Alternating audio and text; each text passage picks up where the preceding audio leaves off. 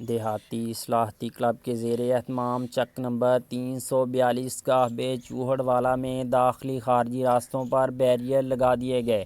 پیر محل کے نواحی گاؤں 342 گاہب چوہڑ والا کے نوجوانوں نے اپنی مدد آپ کے تحت رضاکارانہ طور پر گاؤں کے تمام داخلی خارجی راستے بند کر کے ہر چیک پوسٹ پر نگرانی کر رہے ہیں۔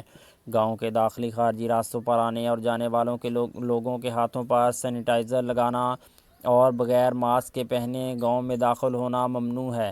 اس کے علاوہ گاؤں میں غیر متعلقہ افراد کا داخلہ ممنوع کر دیا گیا ہے۔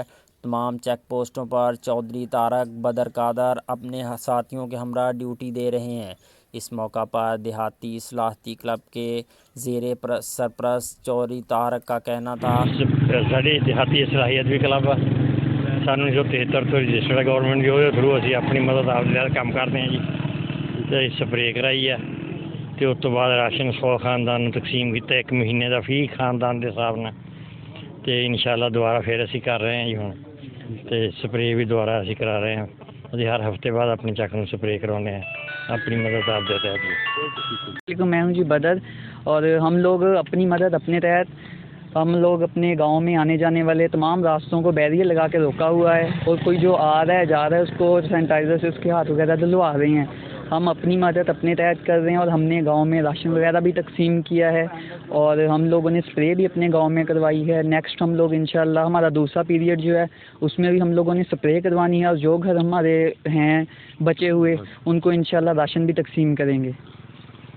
یہ اس لیے ہم اپنے گاؤں کے آنے جانے والے راستوں پر بیریئر لگا کر روک کر لوگوں کو ہاتھ دھلوا رہے ہیں اور لوگوں سے گزارش ہے کہ اپنے گھروں میں رہیں اور کرونا وائرس کے خلاف ہم اپنی حکومت کے شانہ بشانہ کھڑے ہیں اور انشاءاللہ اللہ تعالی ہمیں اس وبا سے محفوظ رکھے سب کہ اگر ہم چند احتیاطی تدابیر اختیار کر لیں تو کرونا جیسی وبا سے بچ سکتے ہیں۔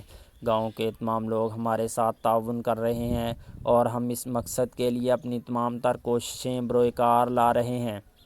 اللہ تعالی ہمارے ملک کو اس وبا سے محفوظ رکھے اور جلد از جلد اس سے چھٹکارا مل جائے۔